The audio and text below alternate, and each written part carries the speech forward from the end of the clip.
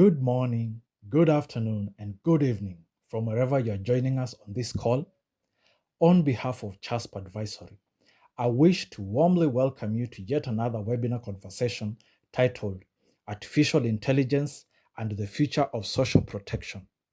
In this webinar, we are going to explore the benefits of employing artificial intelligence in social protection programming or systems in general, and also interrogate the risks associated with such use.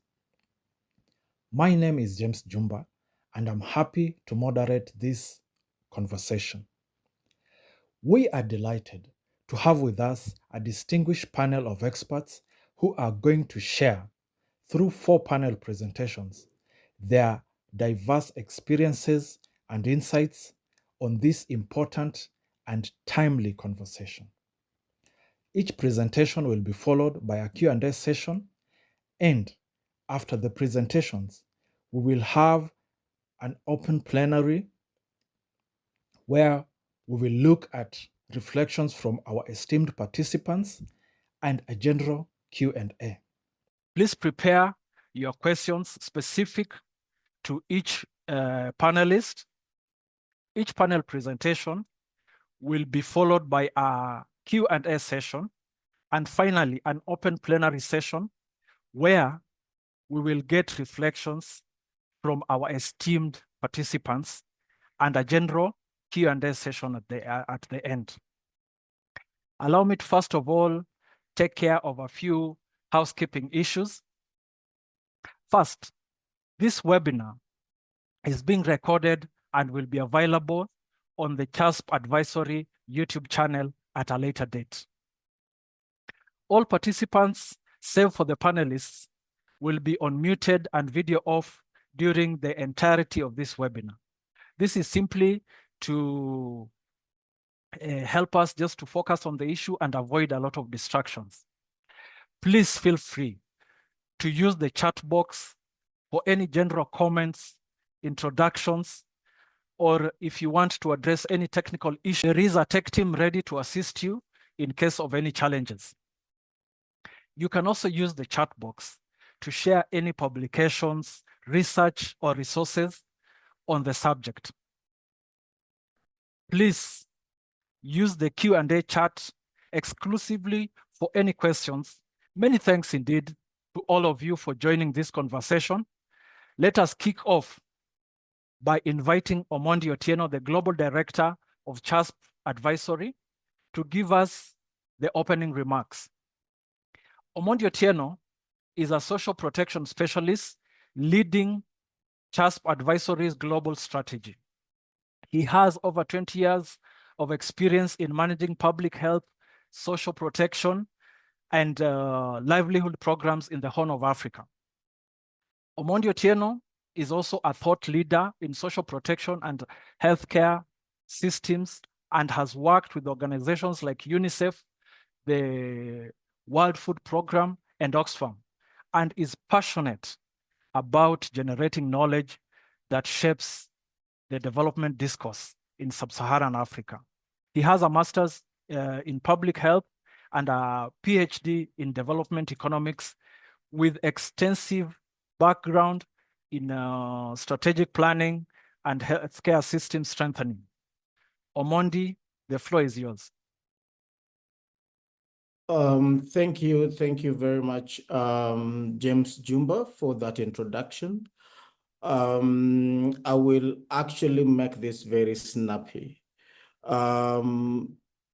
possibly by speaking to just 4 quick points. Number one is that I'd like to welcome all of you to this webinar.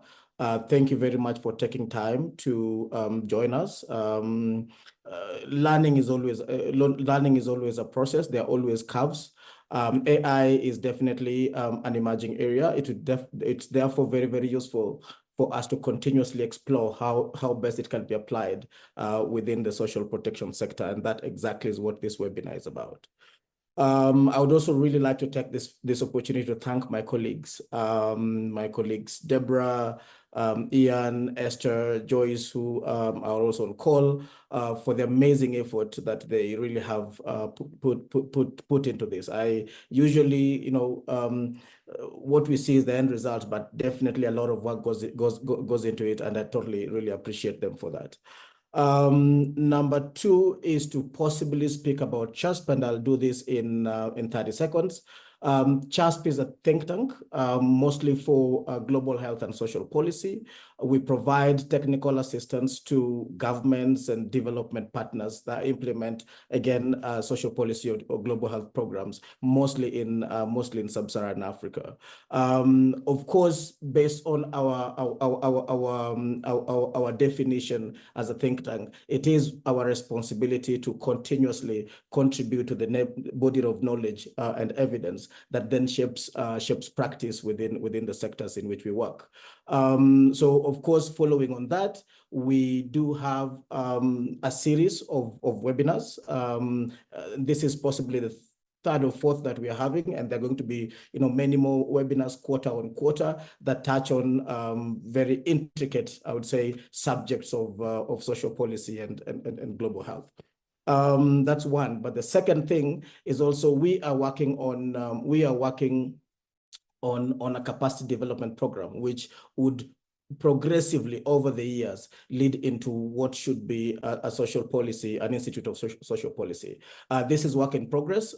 For those of us on call who are possibly hearing this for the first time, we welcome you to engage with us. Should you think that you might have some resources that you could contribute to that, even if usually such resources are intellectual, we definitely welcome conversations in that direction. But then we expect that process should mature around February. So our first cohort of trainings or courses should be rolling out in February. But in the meantime, definitely we still have a lot of work on our hands in terms of the continuance of technical assistance that we provide to the partners we work with.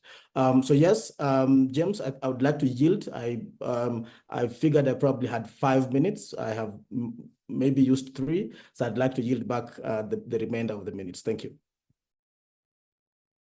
Thank you very much, Omondi. I now have the pleasure to introduce our first panelist, Francesca Clausius. Francesca is an advisor for digital social protection at the Germany Agency for International Cooperation, GIZ, supporting the Digital Convergency Initiative, DCI. She has a background in digital policy, strategy, and artificial intelligence, having previously worked at the German Federal Foreign Office and also as a public sector consultant. She holds a postgraduate degree in business informatics and is currently pursuing an executive master of public administration, focusing on how to leverage artificial intelligence for more gender-responsive social protection. She is passionate about supporting public organizations in navigating their digital transformation journeys to build more just and inclusive societies. Welcome, Francesca. Thank you for the introduction and welcome everyone. Thanks for having me. So today I will introduce you to the AI Hub for Social Protection.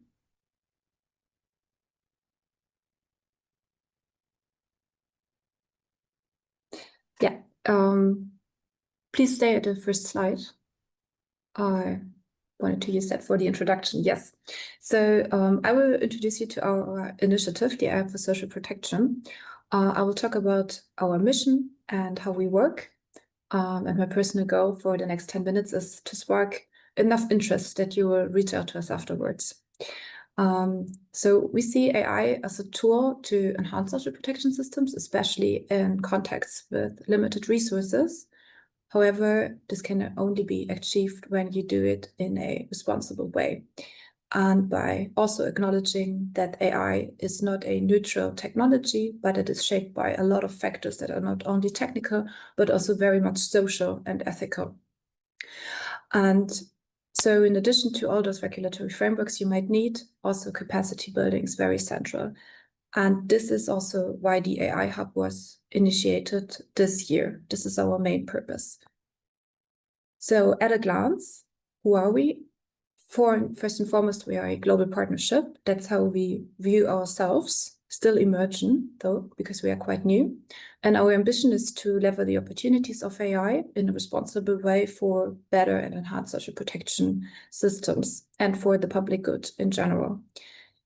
But since AI is still quite a new factor, at least for our sector, or specifically our sector, we think that the best approach to kind of tap into this new technology that is also very, very quickly still evolving, and that there are like a myriad of questions coming with its adoption, we think the best approach is to do this together in the sector. So the AI Hub for Social Protection is based mainly on peer-to-peer learning and by building an international expert network around this topic to include as many perspectives and experiences as we can.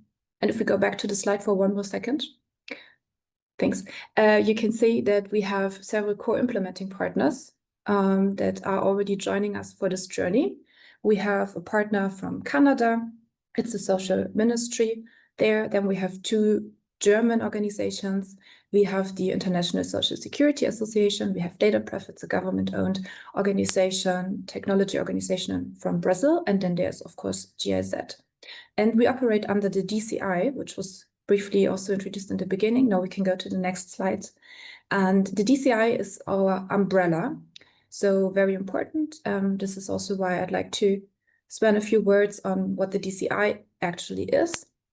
It was founded in 2021 under the USP 2030 partnership, and it supports the digital transformation for social protection systems in general. It's jointly implemented, as you can see, by the World Bank, GIZ, FIAB, Expertise France, and the ILO, and it works under the 4 action areas of knowledge building, standard development, country support, and capacity building. Now I go back to the AI Hub initiative, which operates under it, so we can go to the next slide, please. And before I talk about what we actually do, I'd like to introduce our 3 principles that guide all our action, which is responsibility, innovation, and sovereignty. So, of course, responsible is a word that is quite commonly known when we talk about AI. It much refers to responsible and ethical AI approaches and frameworks. So it's more about how we seek to design, implement, and govern AI solutions. But the second one is something that is not quite common in the social protection sector, or like at least that's our feeling so far. And it's about creating space for innovation and also focusing on the benefits, what we actually could do with it. And in such a sensitive policy area, this is of course very logical that we are also focusing a lot on the risks, and we have to. But just to counter this, we also have the innovation focus. And the third is about acknowledging that AI is mainly developed in and also for the global north so far, especially when we talk about generative AI and foundation models. So we also want to promote a sovereign AI adoption and really empower governments across the world to take on their own AI journey. So what do? We also have these 4 action areas that I showed you with the DCI. And the first for us is knowledge building and sharing, which is mainly about creating studies, reports, best practices, short guidelines around responsible AI adoption and social protection. And we also will have in the future a webinar series coming up. Then we have the second pillar. It's about digital public goods and standards. And this is about creating solutions or blueprinting them, which are quite commonly then used or applicable for different kinds of AI use cases in social protection. The third is about country support, and this is our main pillar, very central component, and this is actually like all the things evolve around this. So the country support is kind of our Ask the Expert service. It's accessible through the DCI website. I will later share also the link to that. And it works kind of as a virtual help desk that supports social institutions around the world with their specific AI questions. And the capacity building, the last pillar, is then about developing e-learnings and also webinar.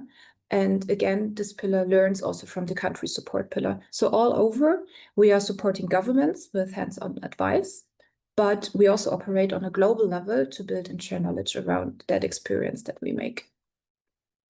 And we have a short deep dive into our country support advisory services. You can see we have first, it's a professional point of contact. That's how we view it. We have an expert pool behind that, and we also have our core implementing partners also providing expertise. And then also there is the DCI initiative behind us. So we have global experts that can advise on policy issues, but also on technical issues around AI. This means that these advisory services can encompass developing an AI strategy or policy framework with the government, but it can also go into the very nitty-gritty of choosing the right AI model or helping, for example, with testing algorithms with respect to robustness, for example, accuracy, bias, etc. These services, as I already said, you can access through our website, and there's a form that you have to fill out, mainly describing your issue or problem or the reason why you would like to reach out to us. And then there is a process behind it, which starts with kind of getting to know each other, a short scoping process, and then we go into actually implementing this advisory project, and in the end there will be a feedback loop. So this is the process behind it, and the one really important note on that, it's about targeted and very time-bound projects. So we don't offer advisory services that goes over a year, but it is rather depending on days, weeks, and months, always depending on the kind of requests that we receive. And to end, I'd like to give you a sneak peek in our ongoing research activities. We do have some reports, kind of work in progress, that are quite foundational for AI and social protection. And we have 3 of them, and I would like to introduce you to some of our aspects, what we do there. So the first is kind of a state of knowledge and gaps report. So we look into the literature on AI and social protection and also related fields, and with the aim to try to understand what do we already know, which areas of AI and social protection are good to invest or good to look at, what are failure cases that may be linked to some certain AI application and it always goes wrong, what are the cases that have actually a really good impact, and then we summarize this. And in the end, we would like to have a structured gap analysis, so also that the hub and its knowledge building pillar is quite informed about the activities that it should take up in the upcoming days and months. The second one is about AI adoption in social protection in general, and this encompasses potentials exploration, it encompasses risks, and in the end also safeguards. So it's quite comprehensive, and we analyze the whole social protection service delivery chain for identifying potentials, risks, and then also have implementation guidance in the end. And the last one is about navigating the challenges of AI implementation with a huge focus on data sovereignty, privacy, data protection. And this is also coming back to our third principle, if you remember, because it's about data sovereignty. So this includes which vendor, the technology vendor, should I choose? What are hosting considerations also for my data governance, cross-border data governance, etc. All those issues will be tackled in that piece. And to end with the last slide, I would be very happy to engage with you. And also, if you would like to learn a bit more about our country support, please visit. I hope the QR code works. So happy to engage with you. Thanks. Thank you very much, Francesca, for your treatise. We have a few questions that are coming in, and we would welcome more questions as the webinar progresses. Feel free to engage us on our Q&A chat box for any questions specific to each presenter. We have a question from Marlene Opondo from Africa Platform for Social Protection, APSP. And she's asking, what are the best practices for ensuring data privacy and security when handling sensitive social protection data using AI systems? And second question, what infrastructure is required to scale AI in national social protection systems? You can have a go with that. So regarding your first question, I can give you some dimensions because there's not one answer to that question because it is a kind of a big topic. But when we talk about data privacy, the first very much important dimension is about the vendor choice, of course. So where comes my model from? Where is the storage? How do I process the data? Where do I host the solution in the end? So those are all this vendor and hosting considerations. It's about either local development and local deployment, or maybe you will choose a solution that is hosted in a cloud, for example, like cloud-based services. So starting with the more infrastructural aspects until the actual software, there's always this choice between either local implementation and development, rather versus how you might tap into the innovation potential also of, for example, bigger tech companies, probably coming then from the US. So this is one dimension, I think, which is very important when we talk about data privacy. The second dimension, I think, would also be rather important is about your own government capacities, for example, of actually implementing data privacy frameworks, if there are any. Maybe you also still need to develop them. So this is then rather about local capacity. And also the third dimension, which comes to data privacy, I think is still on like very the nitty-gritty, how to also train your models, right? And how you ensure that also the data that you train those models with is anonymized and handled responsibly when you also try to improve your model. I bet there are also like a lot of other dimensions, and I think also like a lot of frameworks and approaches that might in the end be very applicable to that. And our third knowledge product is right now actually tackling this. So if you wait a couple of more weeks and months, then we can provide you, I think, with a lot of answers on that question.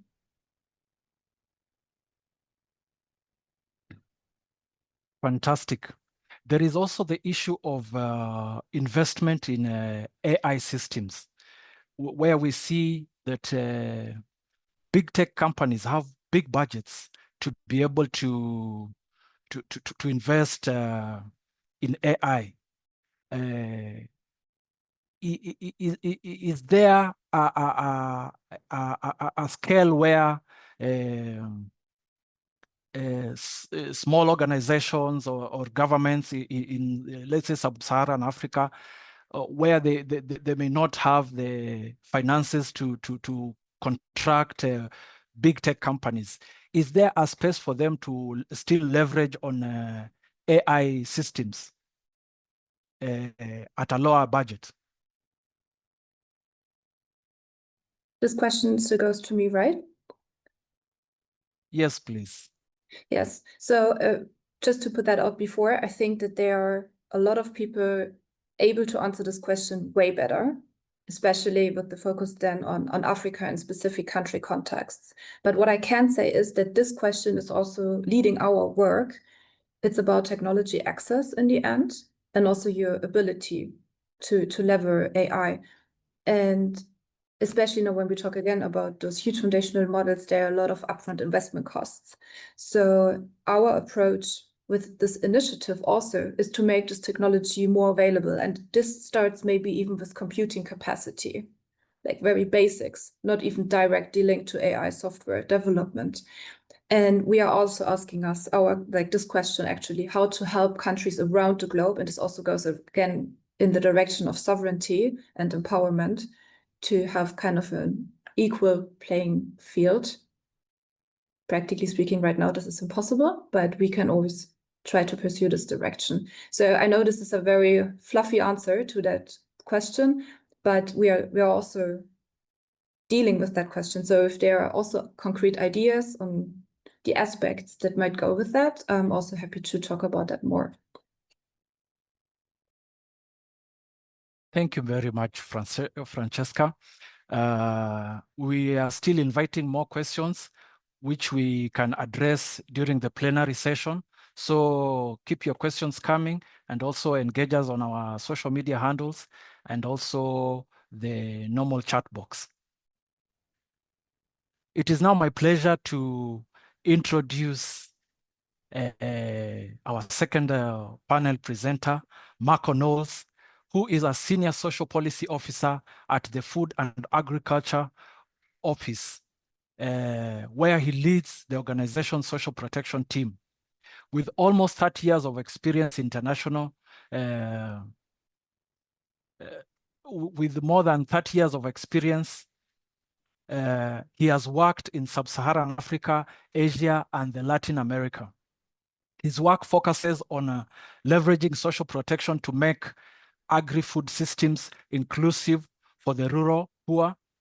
This involves supporting national social protection systems in adapting to the specificities of rural populations, as well as making social protection an integral part of climate action. Marco holds a Bachelor of Science degree in Economics and Sociology and has a Master's in Science in Development Studies. I had the pleasure of meeting Marco on the sidelines of the last Kenya Social Protection Conference in 2023. And we had a fantastic discussion on social protection and climate action for rural populations. And today, I'm looking forward to his presentation, which will focus on climate responsive AI for rural and agricultural social protection. Welcome, Marco.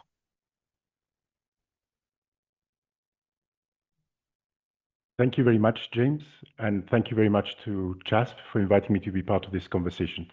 As James anticipated, I'll be talking about really exploring what could be the potential role of AI in enhancing the potential of social protection in delivering inclusive climate action. So I'll start a little bit with a background on what is the role of social protection in delivering inclusive climate action, and then move on to the more specific role of AI. Now, in terms of, rural populations are among the most vulnerable to climate change. That's because they depend on agriculture, which is highly exposed to climate change, and because of their high levels of poverty. And what we're seeing is that climate finance is not sufficiently inclusive of these population groups. In fact, we find that only 1.7% of tracked climate finance reaches small-scale farmers. And that's exactly where social protection comes in, because social protection programs, policies are specifically designed and targeted to address vulnerability and poverty. So social protection programs can help climate action be more inclusive. But there are some important challenges in delivering this. One is the levels of coverage, low levels of coverage. In sub-Saharan Africa, only as much as 72% of rural households have no access to social protection whatsoever. And coordination across different sectors is difficult wherever, and especially so between sectors like social protection, environment, and climate that have little or no previous experience in working together. Also, we found in the case of COVID, there was not a climate shock, but it was a shock, that in sub-Saharan Africa, it took 132 days for social protection systems to deliver a transfer to households from the moment that the stay-at-home measures were introduced. So that shows the difficulty that the systems have, the challenges the systems have in delivering payments in a moment of urgency.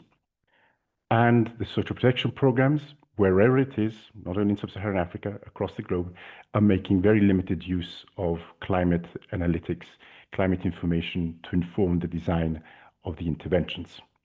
And that's where there's a potential role for AI. Now, what is generally the role of social protection in climate action? One, which is pretty well known, is around helping households absorb the impacts of a climate shock.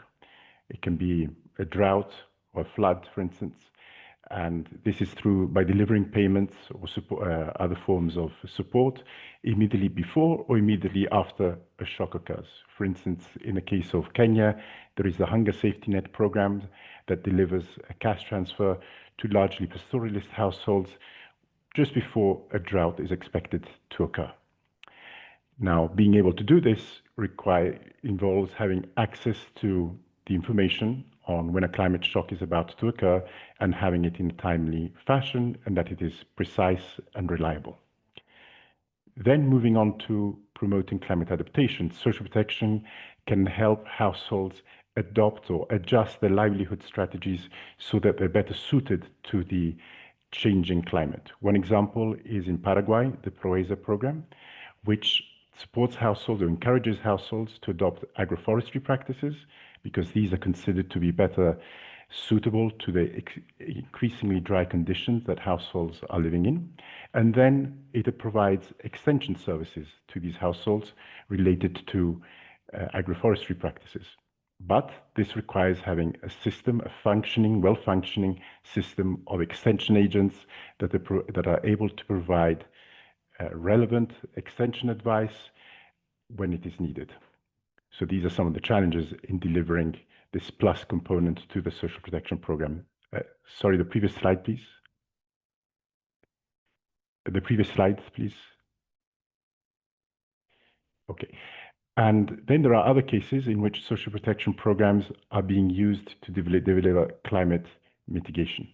One example is the Bolsa Verde program in Brazil, which delivers a cash payment to households living in the Amazon in exchange for them decreasing deforestation. But what does this require? It requires the ability of institutions to monitor that households are adhering to the conditions. So their institutional capacity is required. In many cases, it means having people on the ground that are able to monitor that households are respecting these conditions. So there's a lot of potential, but there are also some challenges, institutional challenges that need to be met. And now moving on to what could be the potential role of social protection.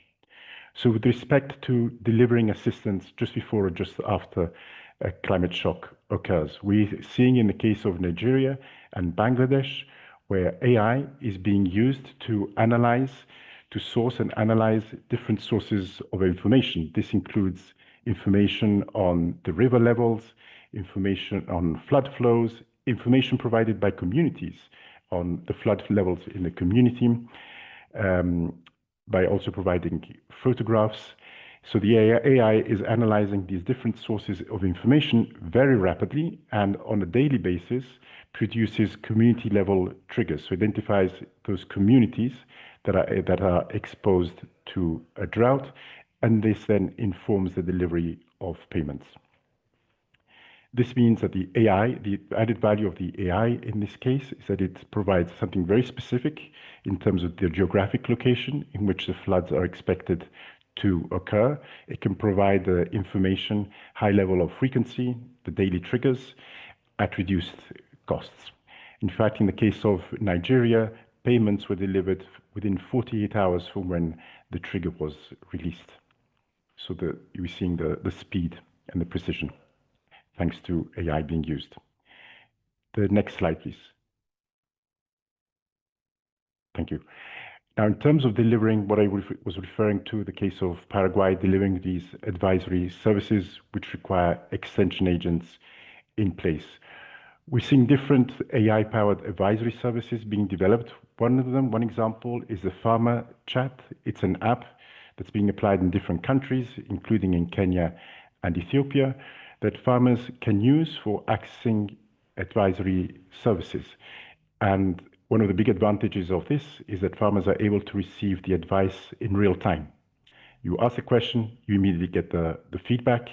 The feedback is tailored to the specific crops that they are growing or the specific livestock that they're rearing. It's tailored to female users in that it is voice-based because there are lower levels of literacy among women in rural areas. It's integrated with community groups. And there are many cost efficiencies. At the moment, the costs have been reduced from $30 to $3 for providing services to advisory services to farmers. And now there's expectation of being able to reduce this to 30 cents per farmer. And imagine the power of this in a context like sub-Saharan Africa, where the average ratio, where the ratio of farmer to extension agent to farmer is between 1 to 3,000, so 1 extension agent to 3,000 farmers. And in other cases, still in sub-Saharan Africa, it's 1 extension agent to 10,000 farmers, when the ideal should be 1 extension agent to 500 farmers. So there can be a huge leap made through these services. And also they're combining information, and they're combining both the information that is available globally, the global intelligence, but this interacts with local know-how. So enriching the information that is being provided to farmers. There was a case, reading around this, there was a story about a woman in Kenya who had a dairy cow. This was her major investment. The dairy cow was very sick. She was able, through the farmer chat, to contact experts who were able to assess that the cow was fit for consumption. So she was able to sell the cow, generate an income by selling it to a slaughterhouse. And now she has become an expert in her community, an agricultural expert in the community, thanks to her ability to access information through farmer chat. The next slide, please. And now moving on to what I was referring to in terms of being able to monitor conditionalities related to farming practices and meeting environmental conditions. There are different cases in which AI is being used to analyze different sources of information. It can be aerial photographs or satellite imagery or information collected through drones, through chatbots, farmers inputting information in their phones, being used to monitor whether conditions are being met by farmers. We see this being applied already in Europe, also in India. So I could imagine this being applied in the context, for instance, the example I gave earlier of Brazil, where we could use AI to assess whether people are adhering to conditionalities related to reducing deforestation, or in the case of Paraguay, using AI to monitor whether households are adopting agroforestry practices, and so reducing the need for having people on the ground, which we already know is difficult. And here I've been talking about the potential of what social protection could be doing. It would be also interesting, maybe at some stage, Francisca, to map what are the experiences with this, where it is being done, and what are the experiences with this. But now moving on to the next slide, next and final slide. I think there's a lot of potential, but we also have to be wary.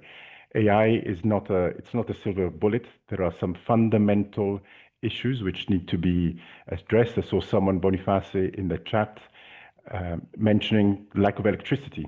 So the lack of internet access. If we don't address these issues, it's going to be difficult to make progress. And likewise, with respect to social protection, until we have low coverage, yes, something can be done, but the scope will be limited.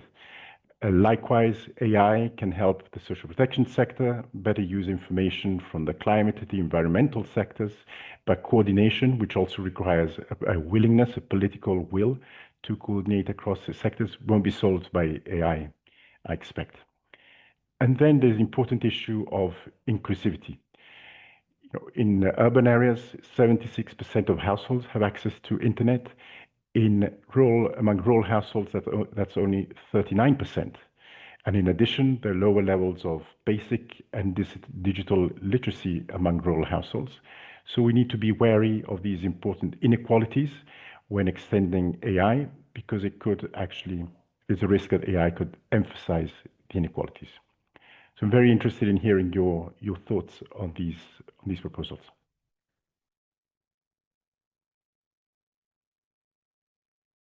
Thank you very much, Marco, for your fantastic presentation. Okay, the first question is, how critical is access to technology,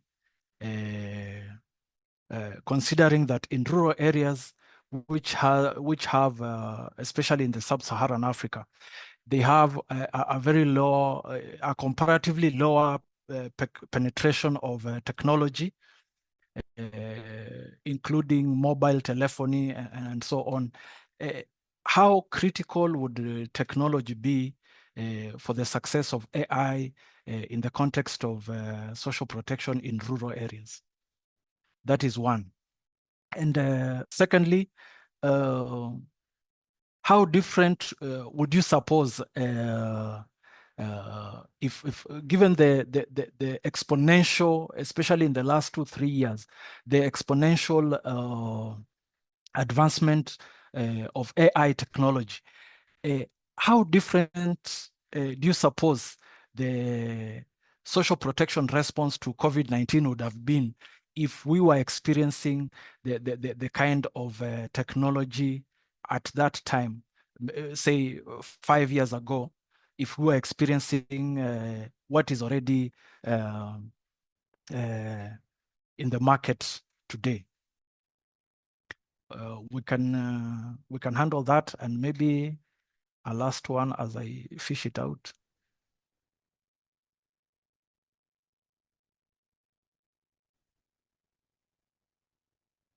Go ahead, Marco.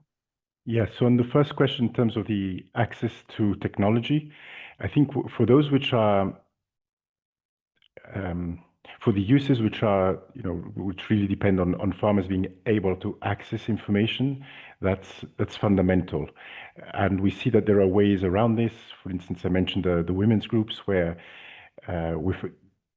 women are getting, since there's lower levels of coverage of mobile phones, for instance, ownership of mobile phones in rural areas, women are getting together in groups through which they share access to a mobile phone. And we've seen this in other cases too. So there are some ways around this. It's not that everyone needs to have their own private mobile phone in order to be able to access the technology. We see this also simply in terms of phone calls. No, there is probably a few people in a village that lend out their phone so that others can use this. In terms of the response to COVID, I'm not an expert on this, but I think AI was already around.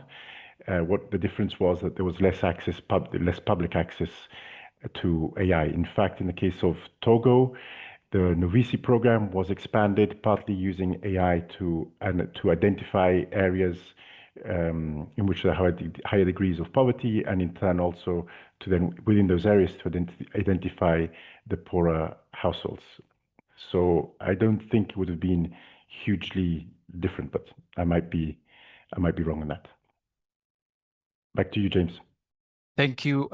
Maybe you could just answer one more question from Boniface from PCPS in DR Congo, who is saying, "Dear Marco, I appreciate your presentation. Most of the climate change partners do not involve rural people in AI capabilities building. What is your point of view on this?"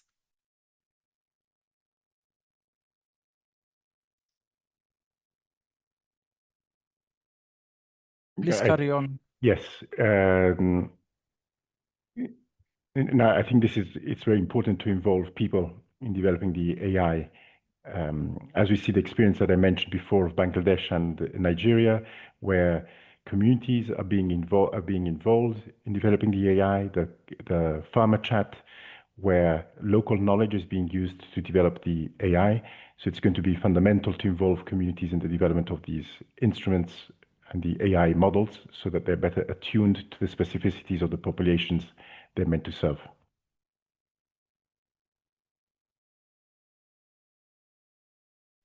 Back to you, James. Thank you very much, Marco, for your presentation.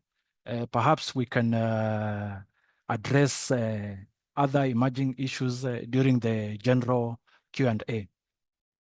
As we change gears, allow me to welcome our third panel presenter, which will be delivered by Madigan Johnson, who is the head of communications at Data Friendly Space, DFS. Madigan is a digital expert specializing in user behavior and experience, co-design, and storytelling with a focus on practical applications of artificial intelligence in social impact contests. After her master's in international humanitarian action, Madigan pivoted to the private tech sector, where she worked for several years in quality assurance, user behavior and analytics, and creating digital experiences for major e-commerce players and social impact startups. She now supports data-friendly spaces mission on responsible AI implementation and human oversight in AI-powered humanitarian applications. Her research interests focus on human-centered design principles for AI systems that prioritize user agency, transparency, and ethical considerations. It is my pleasure to hand over the floor to Magidan, whose presentation focuses on human application and responsible communication of AI in social protection. Thank you so much, James, for that warm welcome. And thank you, CHASP Advisory, for having me here today. I'm really quite excited to have this conversation with you all. So today we're kind of look at the benefits and the risks that artificial intelligence present in social protective systems worldwide. And I think what makes this conversation particularly timely is that we're at this sort of inflection point. AI adoption in the humanitarian work has accelerated dramatically, but our governance frameworks, our understanding of ethical implications, and our capacity to implement these tools responsibly haven't quite kept pace. And so these conversations really matter because every decision we make around using AI in our work today will shape how these tools either become instruments of inclusion and empowerment, or whether they'll inadvertently deepen existing inequalities. You can go to the next slide. So first, I want to touch on some data that might surprise you. Recently, we launched a report with the Humanitarian Leadership Academy, basically around humanitarian usage of AI in 2025. And this kind of focused specifically on where we stand with AI adoption.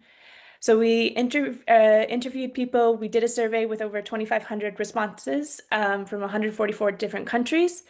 And what this really represents is this comprehensive look into the usage of humanitarian AI.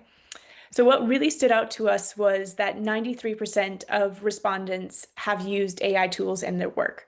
So that's nearly universal adoption. Which was even more striking was 70% of these people used AI tools either daily or weekly. So contrary to what we might assume, AI isn't some sort of distant future possibility. It's already being deeply embedded into how humanitarian professionals work. But here's where it gets kind of interesting and also a bit concerning. So while individual adoption is kind of through the roof, there's a bunch of organizations that are not quite ready to adopt AI. And what we're seeing is this low AI expertise at the institutional level with limited organizational integration, and also this lack of organizational AI policies. What we're also seeing is that the attitudes of individuals are complex as well. We're seeing this sort of widespread adoption, but it's also mixed and paired with ethical concerns about data privacy and security. And so while people are using the tools, they're not necessarily super comfortable with them. Funding constraints remain a major barrier, although intriguingly, we're also seeing high levels of interest and promising use cases, which I'll get into, emerging from more low resource settings. So what are kind of key findings from this report were that individual adoption is outpacing organizational readiness. We have accessible tools, but limited specialist expertise. Our training approaches are quite fragmented. We're operating in this sort of AI governance vacuum, and commercial tools are really dominating the landscape. So these findings both highlight our challenges, but then also opportunities. You can go to the next slide. So what I want to share here are some concrete examples that illustrate how AI is being deployed in real humanitarian contexts. So the first one is about AI chatbots being used to train child caregivers. So these aren't fancy consumer chatbots that are built by the big tech industries. These are specialized systems that can actually provide culturally appropriate guidance and support. And so here the power is in the scale and consistency. This single AI system can actually provide evidence-based guidance in multiple language. It can be accessed 24/7, and it can also reach caregivers that are operating in remote areas who might not have access to the formal training programs. Secondly, we have this AI-supported community livelihood development programming. So this was located in rural Afghanistan, and it enhances women's community-based economic inclusion programming. So what this system did was it processed large amounts of feedback from female participants to improve the program design and reduce the dropout rates in this environment. So here the AI wasn't making the decisions, but it was processing complex data patterns that would take a human analyst weeks to identify, and was able to then allow the analyst to spend more time on actually working with the women there and reducing that dropout rates. Third, we have AI-powered safety education for children that are affected by conflict in Ukraine. So what this organization did was they developed AI-powered interactive educational games to teach children about different safety skills. It created context-specific learning experiences about conscious behavior during the conflict, and also how to deal with the remnants of war. And then finally, we have a fully offline local AI assistant that supports operational activities while maintaining complete data privacy and security in Lebanon. So what this system did was it went completely offline to provide secure AI capabilities without any sort of cloud dependencies, which addresses that kind of critical data protection and privacy requirements for this humanitarian organization. So my question to you is what can we kind of learn from these examples? And for me, there's kind of three key insights. So AI excels at scale and standardization, but needs human input for maintaining local adaptation. Human AI collaboration produces better outcomes than either approach alone.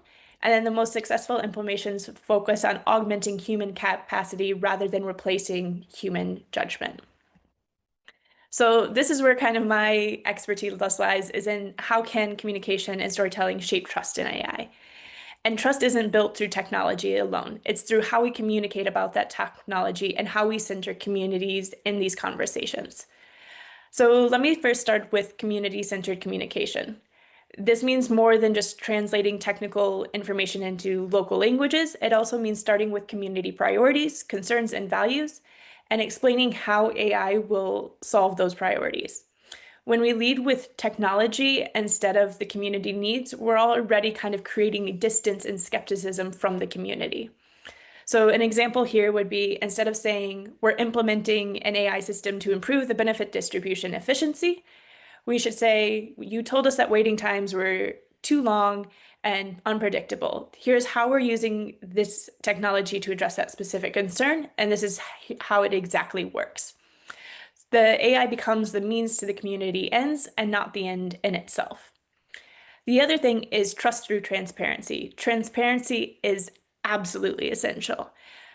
People have a right to know when AI is assisting in decisions that affect their lives, but it doesn't mean overwhelming people with technical details. It means being upfront about where AI is used, what it can and cannot do, and who makes the final decisions. When we try to kind of hide our AI use, we are eroding trust with the communities and with our colleagues. And when we're open about it, I think we kind of build this credibility and this intentionality. The other thing here with communications is using plain language consistently. So this is something that I struggle with because data-friendly space is very more technical, but the moment we slip into that technical jargon or bureaucratic speak, we lose people. For example, if we say machine learning algorithms analyze data patterns, that doesn't really matter so much to a person that doesn't understand what that means. Instead, we can say the computer looks at information to spot trends. We're trying to simplify it. Every piece of communication should pass the test. Would someone who's never heard of AI understand this? And that's something that we really want to keep at the forefront of our mind. And then finally, and what I believe is one of the most important parts, is we must show the human element prominently. AI doesn't deliver the services, people do with AI's assistance. So our communication should always highlight the human staff, the community, local partners who are central to that. People need to see that AI enhances the human capacity rather than replacing that human connection and accountability. You can go to the next slide, please. So now we're going to kind of address the elephant in the room, the significant risks that come with AI usage, especially in social protection. And I want to be very clear about these challenges because acknowledging them honestly, as I think the first step in sort of addressing them effectively as a collaborative group. So I think that one of the first things is algorithmic bias. It's one of our most pervasive risks, and I think you heard that in the previous panelist as well. So when AI systems learn from historical data, it means that they can also perpetuate and amplify existing inequalities. So if our training data reflects discrimination or Western-centric assumptions, those AI systems will actually embed those biases into their recommendations. So this is particularly dangerous in social protection, where biased decisions can actually deny essential services to those who need them most. The second is this digital divide, which can create new forms of exclusion. So when we deploy AI-driven systems that require internet access or smartphones or digital literacy, we also risk systematically excluding different communities, elderly population, those that don't have equal access to the digital technologies. And so in that case, we can't allow ourselves in our efforts to modernize social protection also inadvertently create these new barriers to access. Data privacy violations are one of the most frequent concerns that I've heard of, especially for vulnerable populations. And especially in social protection, where it involves collecting sensitive personal information and AI using that sensitive information to function effectively, we risk this sort of, without robust protection protocols, we risk exposing these populations to surveillance, harm, discrimination based on their data profiles. We also have the risk of losing human dignity in these processes. When we reduce complex human situations to just data points and algorithmic outputs, we lose sight of also the individual stories or circumstances and needs. And social protection is really fundamentally about recognizing that human dignity, and AI shouldn't be enhancing that, not diminishing it. Accountability gaps are also equally concerning, where AI-driven systems make or influence decisions that harm people. Who is responsible? Is it the human or is it the AI system? And if we can't clearly establish accountability chains, we cannot ensure justice or redress for those that are harmed. And finally, dependency risk emerge when we over-rely on AI systems at the expense of our own human judgment and local capacity. If our systems fail, if our data is compromised, if our algorithms are flawed, we need that robust human capacity to maintain the essential services. But that being said, each of these risks also has kind of a corresponding mitigation strategy. So we can use diverse representative data sets and involve communities in content review. We can design for low resource environments with offline capabilities. We can implement robust data protection and maintain the human in the loop systems. And we can provide all the sort of targeted training and establishing clear ethical guidelines as a collaboration. And while the risks are real, they're not insurmountable. Can go to the next slide, please. So how do we move forward responsibly? First, I think, is do no harm. We need to make sure that in doing this, we need to maintain that the status quo sometimes is always held in account, and that the responsible choice is to move forward thoughtfully rather than maintaining systems that might be already failing systems. The other part is human in the loop. It's not just a technical requirement. I think this is an ethical imperative. AI should always assist human decision makers, not replace them. And that means ensuring that every significant decision touching people's lives involves human judgment, review, and accountability. Same thing goes for transparency. It requires ongoing communication, not just initial disclosure. Communities should understand not only that AI is being used, but also how it's performing over time, what limitations have been identified, and how that feedback is being incorporated. We also need to make sure that inclusion is proactive, not reactive. That means designing systems from the ground up to serve affected populations and really being intentional in our human-centered designs of AI systems. And finally, the sustainability. So it needs to encompass both the technical and social dimensions. Our AI systems must be maintainable with the available resources and expertise. And I know we're in the humanitarian sector, so we're struggling with that lately, but they also must be adaptable as context changes. So I want to pause here and ask you to consider in your own work or organization, in what way are you centering humans when using AI? Because ultimately these principles only matter if they translate into concrete practices, policies, and daily decisions. So thank you so much, and I look forward to your questions. Thank you very much, Madigan, for your fantastic presentation. We can address maybe a couple of questions, then the rest we can tackle them during the open plenary. There's one question from Marlene, who is asking that in many parts of the global south, particularly in rural areas, digital literacy and limited internet access are widespread, especially among senior citizens and caregivers who are key beneficiaries of social protection programs such as cash transfers and OVC benefits. What risks does the adoption of AI pose in potentially excluding these vulnerable groups from accessing the benefits they're entitled to, and what strategies can be implemented to mitigate these risks? That's an excellent question. Yeah, so I think for me, one of the first things is that there is a risk in excluding those communities, especially when organizations decide that they're going to implement AI across all groups, not taking into consideration the differences. So I think one of the first things that you have to do as an organization or as like a program manager in that situation is to ask yourself, actually, is AI going to benefit this community? Is it going to help me reach these people, these vulnerable groups in ways that they're also comfortable?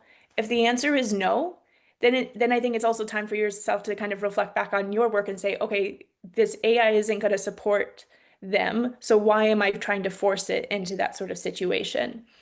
So that's the kind of the first thing. I think the second thing is to also, another strategy to kind of mitigate these risks is, I think people are a lot smarter and more adaptable than sometimes we give them credit for, and to also work with them. And so that's where, again, this human-centered or design is so process. If you build the systems with them, they're actually going to be able to use those systems as well. So really kind of putting the human element into creating these AI systems.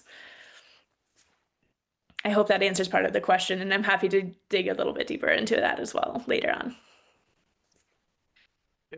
Fantastic. Let me just squeeze in one more question, and which is that AI relies on data. And in the context of data privacy, can we have our cake and still eat it?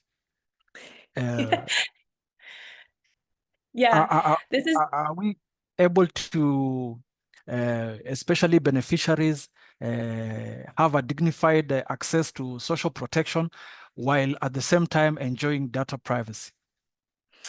Yeah, I think there are definitely systems that are built for that. However, I think what we're seeing is that a lot of ways that humanitarians are using beneficiary data is not so secure. So something that kind of came out in our research was that a lot of people are using commercial AI agents, such as like ChatGPT or Claude. And when humanitarian workers are uploading that data to that system, we don't quite know where it goes, and we don't know quite how that data is being used to train the models, right? So I think this is where it's really important that we invest in the humanitarian specific solutions or development solutions, things that we're really kind of focused on building AI tools that are specific for social protection. Because I think once we do that, we can take into consideration all of the data privacy, governance, security risks that are associated with it, because we've already built some of those data systems in place. And now we can also then start to build what I would like to say is like small language models or things that are specifically trained around that data set. So I think we can have it both ways, but I think it does require an investment from the donor community and then also from ourselves as well into making that work. I hope Thank that you very answers much. it. Yeah. Then just a follow through from your answer. We recognize that vendor solutions are usually come at a tremendous cost, and whenever vendor supplied solutions are the companies usually want to recoup the investments from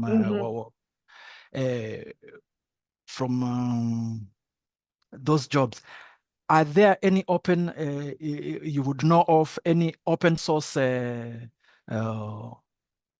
solutions or tools that would perhaps help in driving down the cost of social protection administration? Yeah, that's a great one. So for me, I don't know off of the top of my head any of the main open source ones, but a lot of them will have, let's say, like some free opportunities. But I think what we're also seeing, for example, that one that I shared about, example of the offline capability AI tool that was being in Lebanon, was just a man in an organization that created that himself. So there are different, if you go to GitHub, I know that there's a lot of resources on GitHub for creating your own sort of like small language models. And I think this is also where we were really seeing some really innovative ideas coming from contexts which were much more resource constrained. The issue there is also having the time to invest in that. But I would say if you, and maybe this is also where I would ask the community here, if they've heard of anything or if they have any good examples, because if we can start to share that knowledge and that capacity about, okay, hey, I built, this model for my organization, or I built this, RAG system that's starting to like, help us sort through all of this information. I think that's kind of the way forward there. But I'll have to come back to you on specific examples because I don't have those off the top of my head. Oh, fantastic. Another question has just come through. We still have 2 minutes. This one is to Madigan. A well done presentation from Madigan Johnson. My question is, what are the existential threats to social protection objectives and desired outcomes as it leverages on the use and upscaling of artificial intelligence? Yeah, so I think one of the existential threats that we're facing right now, and I'm not sure if you guys have seen the news today, but basically Microsoft just cut ties with Israel over their surveillance and using AI for surveillance of Palestinian citizens. So I think that's one threat that we're going to have to be very cautious of, is how AI is not only used for social like impact, but also how it is going to be done, which is why my argument is that we should be investing more and more into AI for social impact, because I think we need to be doing that. Otherwise, we're going to be quite far behind. I think as well, there's the sort of existential risks that kind of came out in the research that we did was also around the climate. And I think this is a really hard topic to discuss. And I think that's where Marco did a great job. Is that we know that using AI requires a lot of water and is quite resource intensive. There is positive signs. I mean, Switzerland just launched their own supercomputer and it's 100% on renewable energy, but we really need to be driving forward that conversation as well. I think the other ones were, again, concerns around using sensitive information from beneficiaries. And so again, how do we use that? And that's where, again, I think we need as a collective to come up with very clear guidelines of here's what we do use and here's what we don't use the information in, or how we do that. So I'm hoping that, again, through collaboration, we'll be able to kind of come up and answer some of these, ethical concerns that are arising more and more. Thank you very much for addressing that within the time limit. So now we can move on to the fourth and final panel presentation. But a big thank you to Madigan Johnson for her presentation.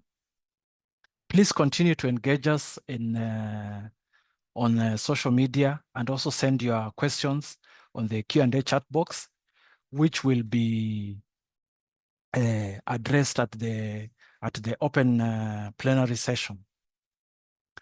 Please also remember to use the social media handles and the hashtags, artificial intelligence, hashtag social protection, hashtag AI for good, hashtag AI. I'd like to bring back Omondi for the final panel presentation. Omondi will take us through his presentation titled Opportunities and Challenges of Adopting AI in Social Protection Systems in Africa. Take it away, Omondi. Thank you very much, James, and all the panelists before me. Usually it's a bit challenging to come last because I risk repeating myself. I will try really not to. I also recognize that I think for most of us in Africa and Europe, I'm the one who is sitting between you and your weekend.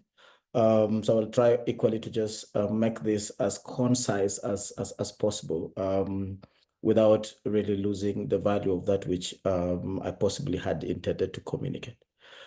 So I guess a lot has been said about AI and by the previous presenters, most of which has a lot of relevance to my presentation. But I will particularly zero in on harnessing on how we can harness artificial intelligence for inclusive social protection in Africa. Of course, the topic of my presentation would mostly be on opportunities and challenges, but I would obviously equally touch on some recommendations and a way forward. I will be telling some stories in between as well. Next slide. So, So in terms of again, just to summarize what this presentation would look like, I did not for one want to assume that you all have taken time to bother really Googling what AI really means, the definition. So I just put one there. This has a lot to do with one, I think a question that I saw asked earlier in the Q&A about whether using AI is lazy. I think someone is an administrator, and they asked whether it is lazy to apply AI in their job. I also remember very well, Madigan, I think, was very clear that AI, in a sense, is just meant to complement human intelligence. It's really not in any way designed to replace human intelligence. So I think that definition, as projected, is one that we would share for the purposes of this, as our understanding, at least for the purpose of this presentation. I am aware that a lot of us on this call, on this webinar, have an understanding, some very basic understanding of what social protection system is. But just in case someone doesn't, it's basically those programs that you're very familiar with, the cash transfer programs for older persons, the cash transfer programs for persons living with disabilities, or for orphan and vulnerable children. Also, it applies to those cash transfers that are often passed on by government in case of disruptions of incomes, either because of epidemics, say, for example, like COVID, or sometimes because of drought and or flooding. It equally covers pensions, health insurance, and of course, the overall aim is to reduce poverty and vulnerability. So again, that then should be as obvious as it sounds. I just did not want to make the assumption that we share that understanding. I felt it was important to put that in there. So again, like I mentioned, I will speak about the benefits of AI integration into social protection, and of course, proceed to talk about some of the challenges and the complexities around ensuring that we can use AI for social impact. Next. Good. So I have very few slides, by the way. So probably, I think there are 5 slides max. The first slide then becomes, I felt it was important to just begin with opportunities. So what are some of the opportunities that AI creates, and especially around improving the delivery of social protection systems? Number one is on improved targeting. A lot of us are aware that targeting processes can be very, very expensive. We have been within the social protection sector progressively, applying bits and pieces of technology in targeting, but AI sort of like takes us to the next level. One of those rather obvious applications of AI has been in its ability to analyze satellite imagery, and of course, in addition to that, its ability to equally read from multiple data sources. Then, of course, as a result of that, then guide us into who might be eligible and who might not be eligible. Of course, I'm sure many of us are aware or could have interacted with things with tools like VCI, like the vegetation cover index, or the SPI, the standard precipitation index. A lot of those have been very complex tools, not accessible to a lot of people. But AI can easily be utilized to just draw that data and of course generate very analysis that then can be consumed by a wider audience. So again, I will speak to examples of what that potentially looks like. Fraud detection and transparency, AI has been used for that. I will speak to a bit of stories on that a little later. Automation, many of us, again, if at all you're a practitioner in social protection, we know that we have different, very manual processes around payments. We have very manual processes around case management. There are very manual processes around training, right? Say, for example, of caseworkers and so on. When you automate a lot of those things, that AI does provide an opportunity for us to automate, then of course you significantly improve efficiency of processes. Scalability and cost efficiency is yet another opportunity that AI creates, and of course, a lot of presenters that came before me spoke about chatbots and the ability, basically chatbots and virtual assistants, and the ability to support, say, in training, or the ability to support case management. So usually what happens is, if at all, if AI chatbots are integrated into some of the social protection systems that we use, then of course beneficiaries can be trained, or case managers can be trained to query the system and get immediate feedback, rather than the usual very lengthy, very expensive, highly inefficient case management systems that we're used to. And of course, finally, is the opportunity of AI to lead to better data-driven policy making. I would say, for example, cite say if a country was keen on implementing a child grant.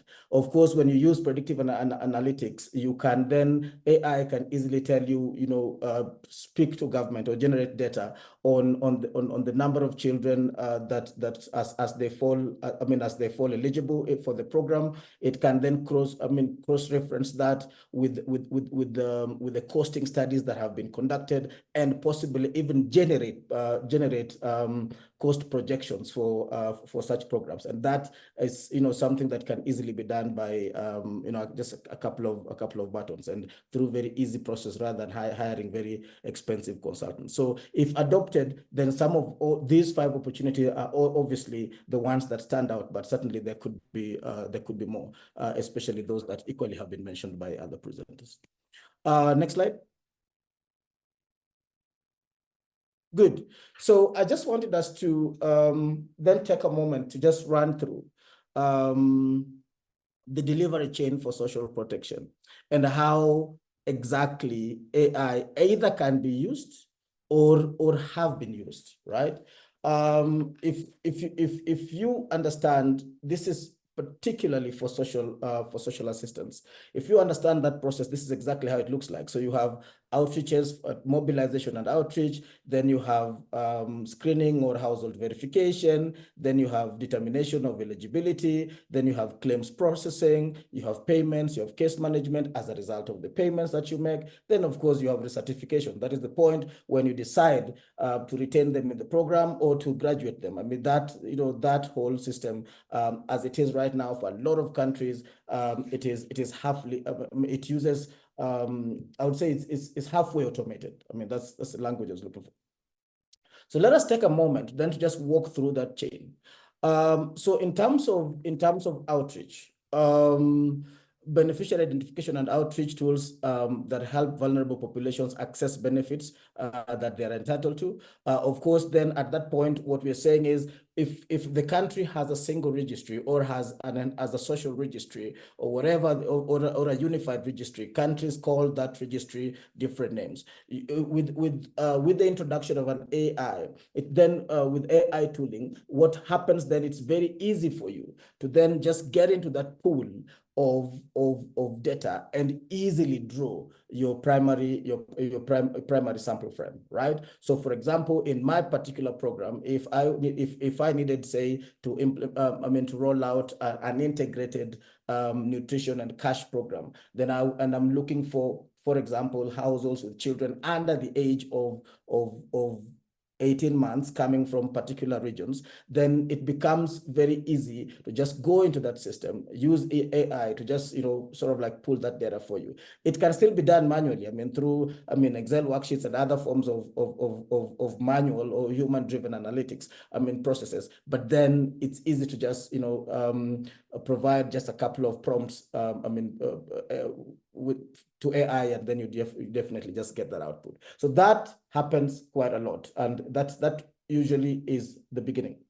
So the second point is then once you already have your broad sample frame, then now you have to go to the community to verify some of those households that you have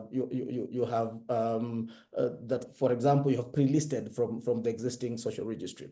What then would happen at that point is where, again, AI can be used to basically verify documents that exist, like the IDs. So if there's an ID, just by taking the picture of an ID, then you'd have the optical character recognition, OCR, right? Which can then, which is basically this technology that is able to convert images into text, and therefore make verification work extremely easy, or biometrics, and so on and so forth. So again, there is an obvious application of AI at that point, which has potential for scaling. Eligibility, again, a lot of us who have been through these processes, we are very conversant with proxy means testing, right?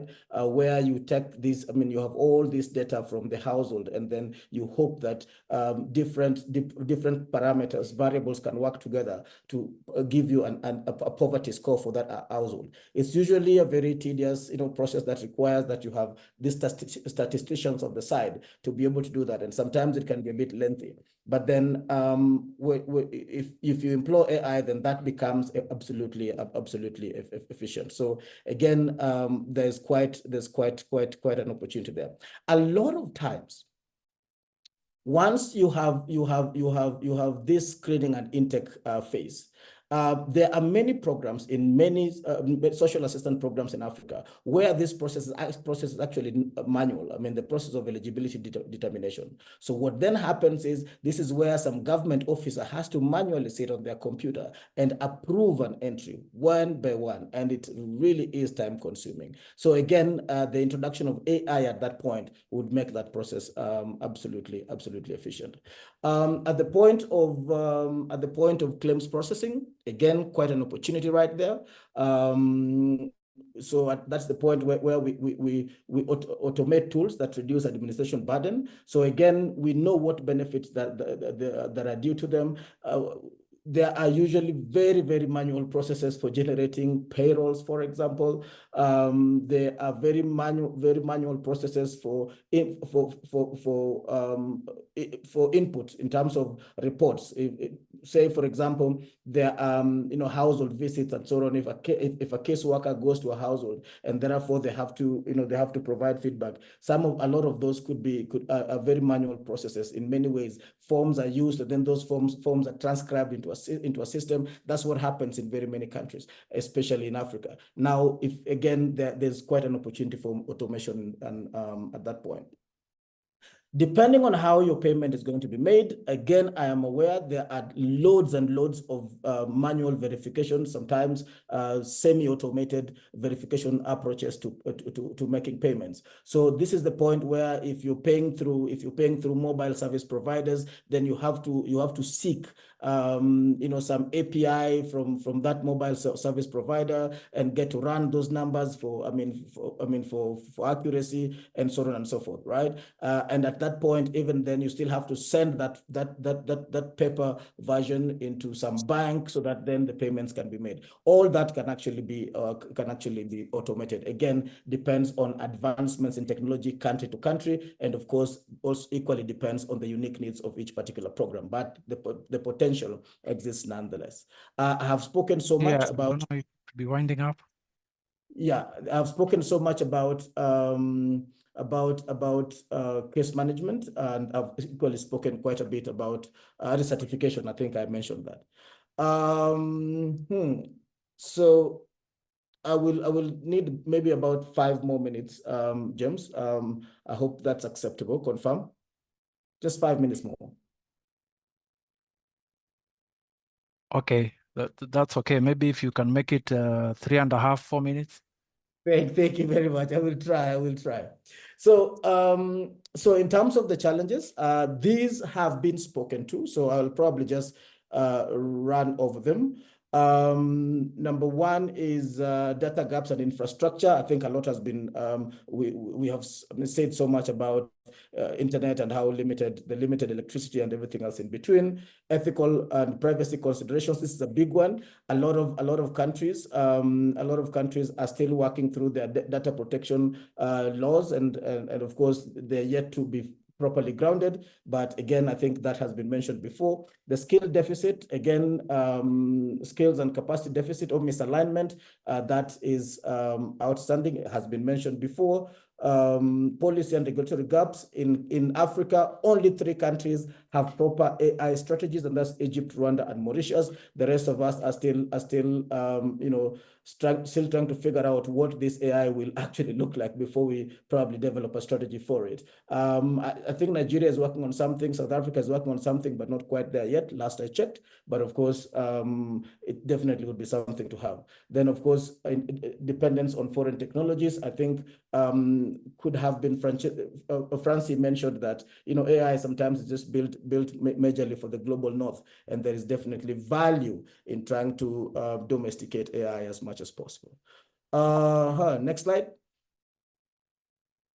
So I think a couple of, it's important that I just walk us through this, and maybe this will take just 1 minute. AI has been applied in Africa before, and these are just 3 examples. I think there have been other examples of Nigeria and so on, like Marco mentioned. During COVID, Togo did not have a single registry. They needed to target those who were affected, who had lost income because of the pandemic.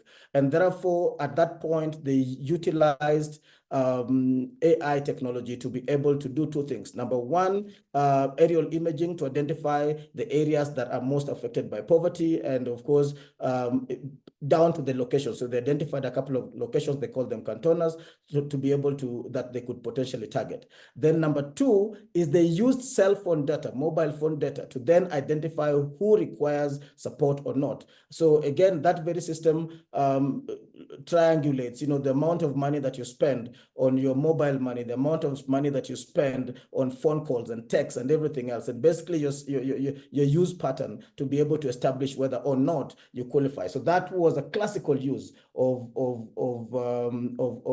AI type analytics to be able to, in social protection. In Kenya, a lot, I think Marco mentioned this, I would not go into it. In Kenya and Ethiopia, mostly 45% of AI tools that exist in this country are in the agricultural sector and the education sector. And what happens is we could, us in the social protection sector, could really utilize those. So they have chatbots to train farmers. They have Navi agriculture to be able to monitor yield and monitor, farm input and all those in between. Very, very fancy tools that have been applied, real case use in Kenya, and that could easily be applied in social protections, for example, for training, case workers and so on and so forth. In South Africa, there's a negative example, and it's important that I mention this. So this is in terms of ethics. There have been instances where the company given the opportunity, and that was by the security agency, and that company utilized data for reasons that it was not meant for. So then used the data so that it could push marketing and sales information to the beneficiaries, or to the beneficiaries of the grant, and that definitely is not the way to go. So that was just one example of very unethical use of data. Now, next slide. I think second last, if not second last.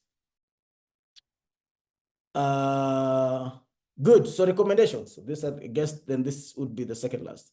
Again, very quickly. Number one, for governments, inclusive AI policies, very important to set the environment for AI to thrive. The second one is digital infrastructure that has been spoken about. For development partners, training and capacity development, and of course, focus on ethical AI frameworks. For civil society, transparency, and data rights, we definitely need to ensure that these are upheld. And then final slide. James, thank you very much for your patience. So what are we saying? We are saying, one, AI indeed has transformative potential. And of course, we have spoken to what that looks like. The challenges need to be addressed, and that could include data gaps, ethical concerns, and capacity deficits. Multi-stakeholder collaboration. So you have the private sector, you have the government, and you have the development partners all working together to ensure, AI does work in the way it should, especially in the context of African governments. And then finally, ethical and inclusive strategies. And this is the point where we say that ethical, inclusive, and local strategies must guide AI adoption to protect privacy and promote transparency. Thank you very much. Thank you very much, Omondi. Now that we have eaten into your Q&A, I'll just ask one more, and then we can carry forward to the open plenary. This question comes from William Niyuni from Accra, Ghana, and he's asking, how can AI ensure that in a social protection program like cash transfer, issues of case management are addressed in an efficient and effective manner? Yeah, so how do I take that? So can AI be used for purpose of case management? The answer is an emphatic yes. The how very much depends on the uniqueness of each program. One of those cases, one of those cases that can be cited, for example, would be the use of chatbots, right? So this would presume that on the one end, the caseworkers can be trained, and I think I had mentioned that. The caseworkers can be trained through the chatbot. So then that it reduces the cost of training itself. And ensuring that information is always available for the caseworkers or the community social workers or whatever else I think each country calls them. So that is one opportunity.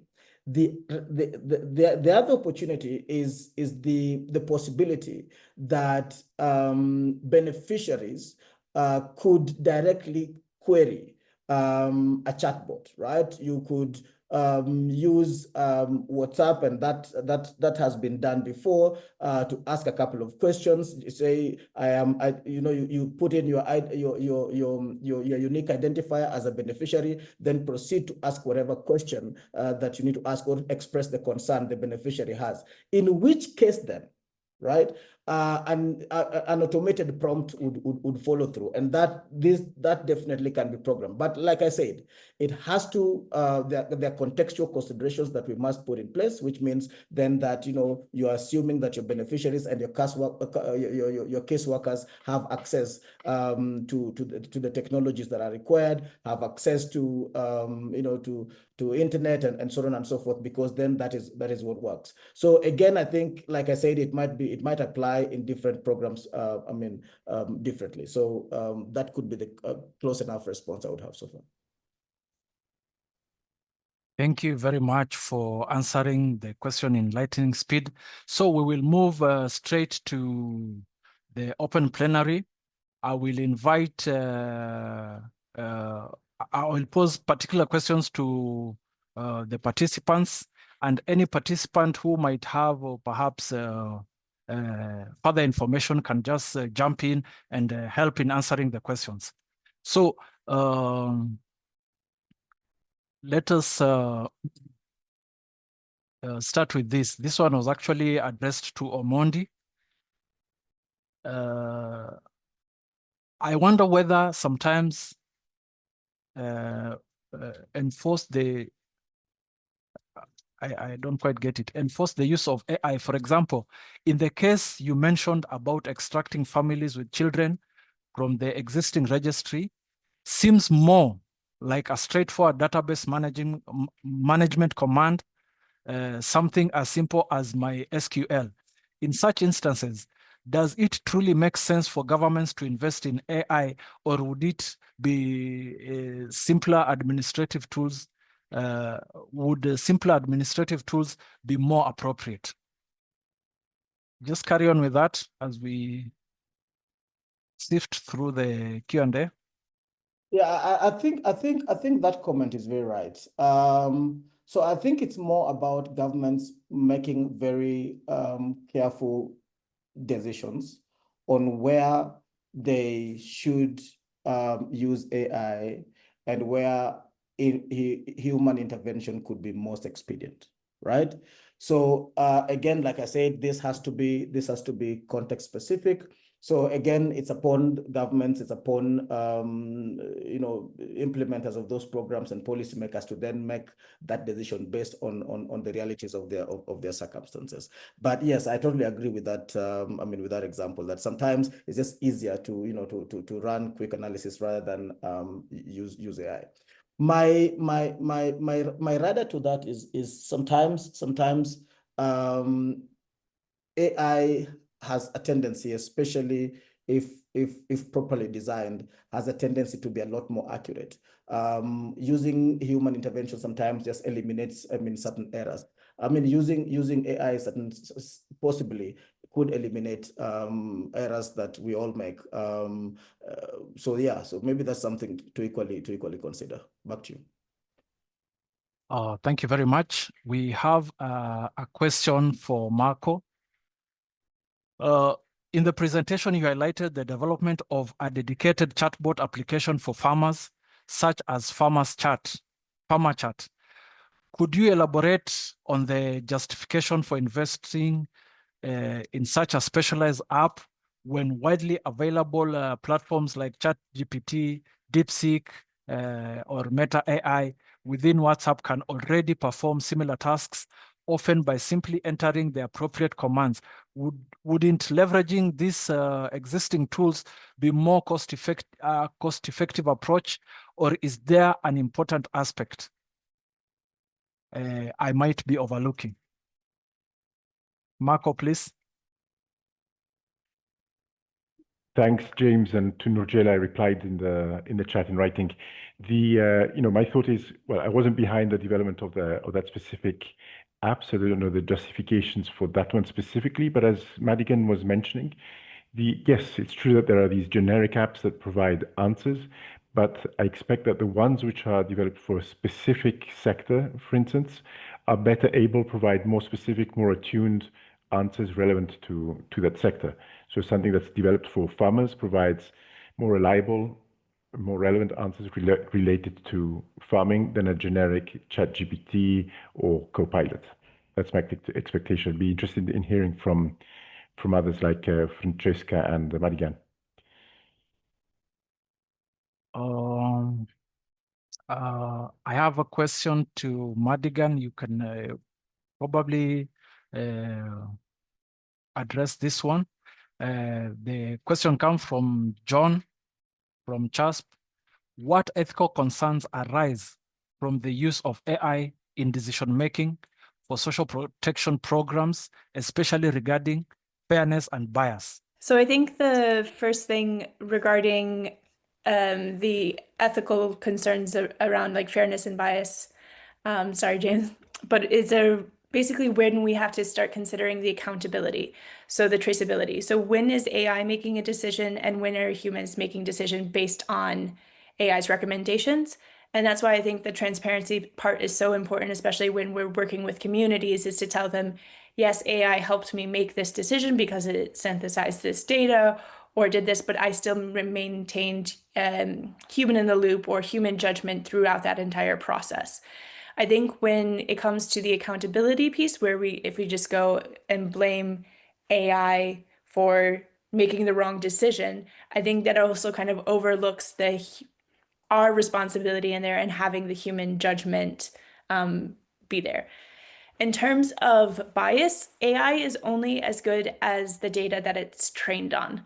So if you have biased data or are using data sets that might not include the full picture, your AI systems are only going to be, they're basically going to spit out the answers from that data set. So instead of saying, is that AI system biased, I think we also have to be asking ourselves, is that data set or are the data sets we're using biased?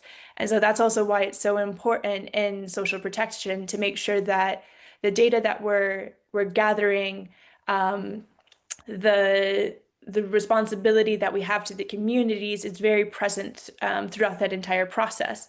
AI, again, is just a tool to kind of more easily bring that data and let people access it. But the data itself is where we're going to find a lot of the biases. The other part is also in terms of how you're prompting, especially in generative AI, how you're doing the prompts. So also examine your own biases and fairness and inequalities there. So that's something that I've been playing around with quite a bit recently, trying to break some of the AI systems to see where is that touch point with the AI systems where they'll actually say, hey, no, you've gone too far. So I would encourage you as well to kind of look at your own biases and how you're phrasing prompts in terms of getting maybe the unbiased areas. But I think biasness is always going to be a part of it, and we just have to recognize that and make sure we're doing as much as possible to kind of counteract it as well. Beautiful. I see James is not back. I have two questions that I think I'll just take. One is from Boniface, is asking why I directed the question of transparency to the civil society rather than directing it to the big players like Google and Apple and so far. And I think that's a good point. I probably meant that more from the perspective of advocacy, agitation, or where possible litigation, because it's not just going to be given to you like that, mostly. A lot of us on this platform, I'm sure we use Copilot, we use ChatGPT, we use all this, and we don't pay for them. So what we must realize is that when that doesn't happen, when you don't pay for a product, most of the times you are the product, right? And therefore, if these are the tools then that we are going to integrate into everyday use, I think at some point we must be very specific about advocating for transparency, especially where it is not easily given. So that, Boniface, really is where I was coming from. But I totally agree with you on that one. I think the next question is from Omole Opinia, and this is about basically the cost and benefit of AI. And you're saying in the short term, I think the advent of AI, especially in the sector that is not heavily funded, may be or actually look quite expensive, but this may change with time. I think at the point at which we are is that AI it's evolving. The very concept of AI and its use within different sectors is a conversion that is very evolving. The best thing for governments to particularly do is then to decide, to selectively apply AI, is to decide the points at which AI makes the best sense and could potentially be most effective. I do not, for example, see a scenario where would roll out AI all the way from policy to community, from policy to action. I don't see that, right? But I think there are particular points in the delivery mechanism or the delivery process where AI can be selectively and effectively applied. And sometimes when you do that, might equally be cost effectively applied. So again, something to think about, but I also agree that, of course, the cost would definitely be a moving target. Fantastic. Omondi, I don't know if I can address one question here from Brenda Maina to Francesca. As AI increasingly shapes the way we work in social protection, how can professionals in the field continue to add value? Which training and skills should we prioritize? Sorry.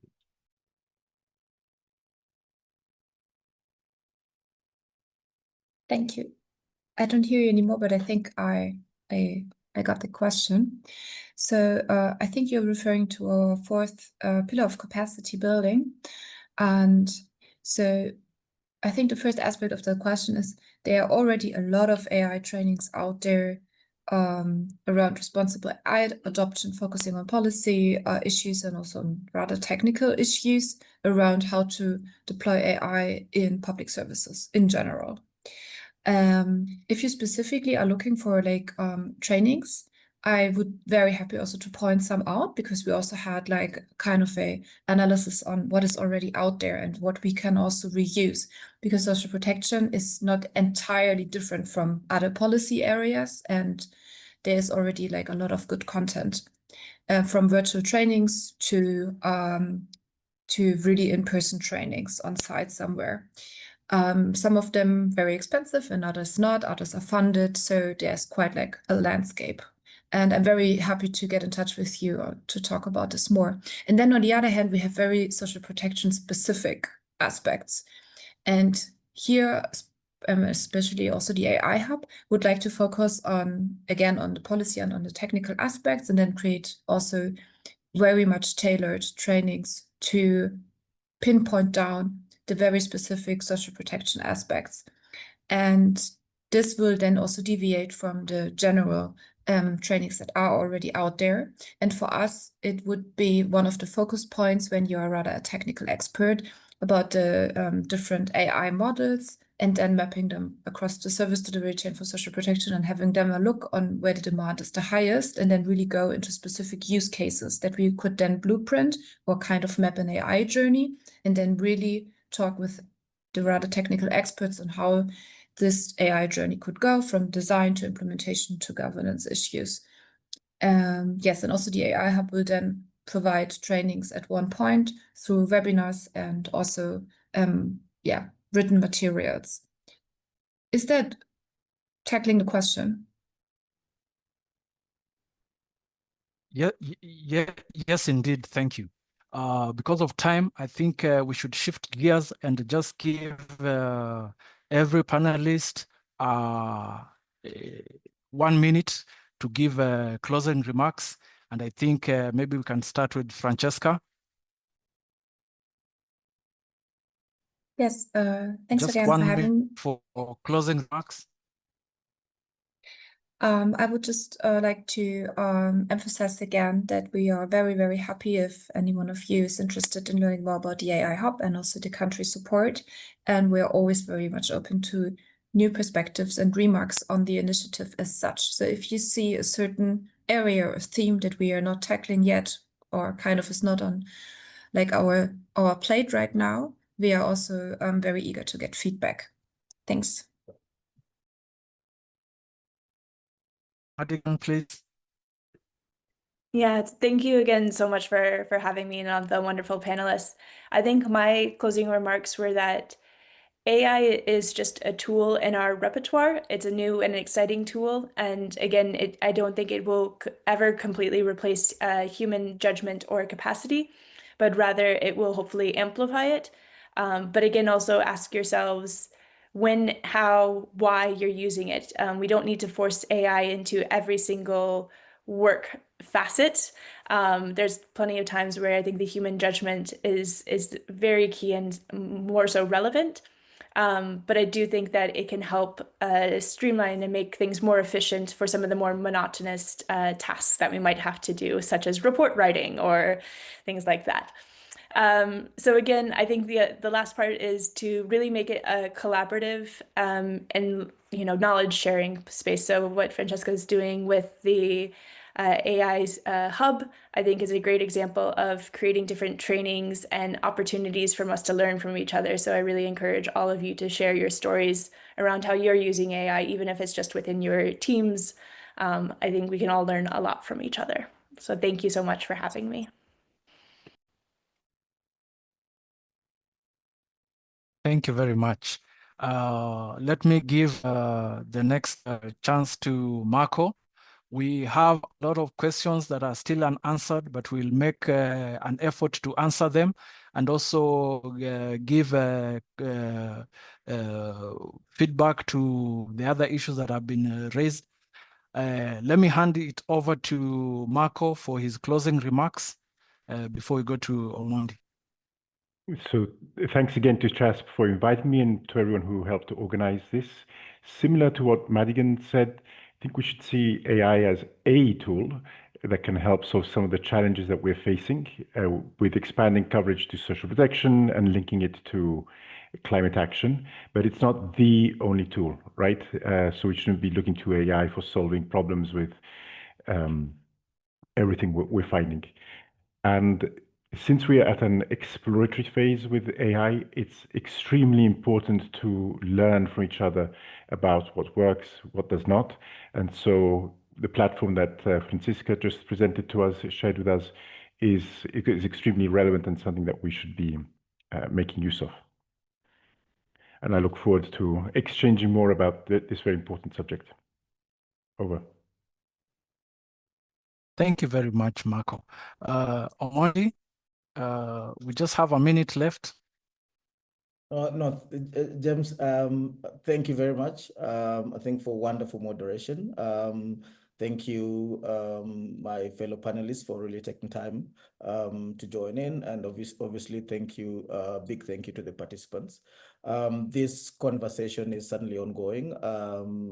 The thinking around how best we can utilize AI is evolving.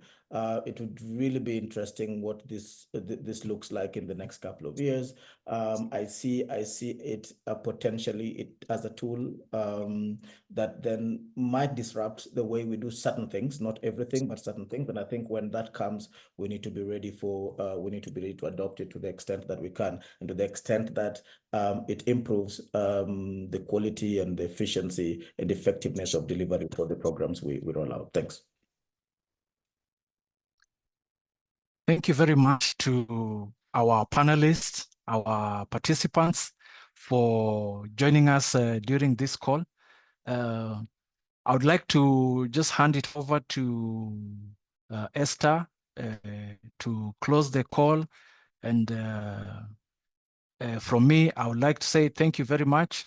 It was a pleasure moderating this webinar, and I hope to see you in the next one. Thank you. Thank you, James. Ladies and gentlemen, as we bring this insightful webinar on AI and the future of social protection, assessing the benefits and the risks to a close, I am deeply honored on behalf of CHASP Advisory to extend our heartfelt gratitude to our valued panelists, Franziska Cloches, Marco Knowles, Madigan Johnson, and our very own Global Director, Mr. Omondi Otieno. Thank you for generously sharing your expertise and perspectives. You have enriched today's dialogue and given us much to reflect on as we seek to apply AI responsibly and inclusively in social protection. A special thanks to our moderator, Mr. James Jumba, for skillfully guiding the conversation and weaving together these diverse perspectives. We truly appreciate you. We are equally grateful to you, our participants, who joined us today from all over the world, representing government institutions, humanitarian agencies, academia, civil society, and the private sector. Your engagement and thoughtful contributions remind us that advancing responsible AI is truly a collective effort. To the CHASP advisory team and the partners who worked tirelessly behind the scenes, thank you for making this conversation possible. As we sign off, may we all carry forward the spirit of collaboration and responsibility, ensuring that innovation through AI remains people-centered and inclusive.